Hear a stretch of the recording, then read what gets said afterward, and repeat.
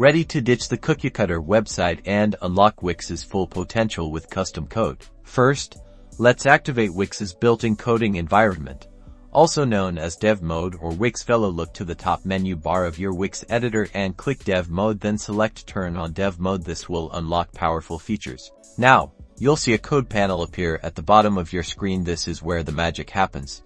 You can write JavaScript to add dynamic elements, handle user interactions, and much more.